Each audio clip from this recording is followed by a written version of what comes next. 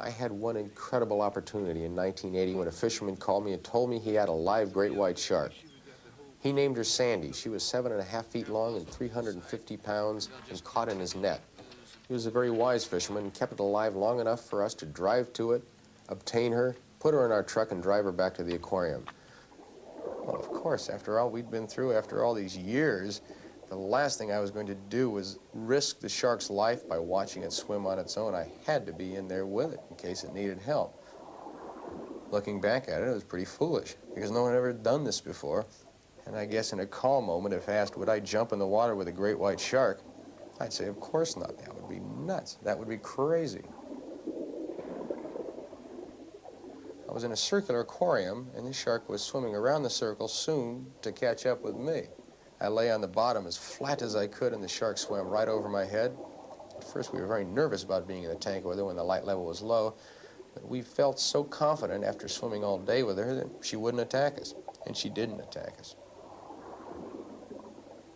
As the shark became healthier and healthier, it began to show some very aberrant behavior. The first thing we noted was a difficulty that it had with a small portion of the aquarium. It's circular in shape, but there was a 5-degree arc that we later measured that was difficult for the shark to swim by. She would swim towards it, sometimes do a 180-degree turn, sometimes collide rather strongly with that smooth portion of the wall. The second day, she swam faster, collided more often. And by the third day, we tried to feed her. We put blood in the water. We added a variety of food items to the water, hoping that the other fishes would feed in the tank and that she would get the message from them. But she didn't feed. She was confused. Something relating to her feeding behavior was apparently linked to her collisions with a wall. Finally, we excluded all the possibilities. That was light levels, vibrations, sound, and we're left with electricity. We brought in an electronics engineer. The concrete tank with stainless steel window frames apparently was corroding. There was a weak electrolysis phenomenon going on that within that 5-degree arc made an electric hotspot. And this electric hotspot, as weak as it was very attractive to the shark.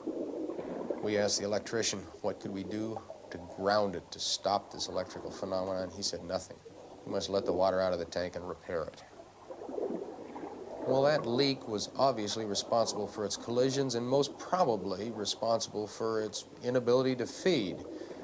We thought about it and said, there's nothing we can do in terms of the long-term captivity of the shark. We can't fix the tank. We can't keep the shark anywhere else. We have no choice other than to let it go or to die in the aquarium.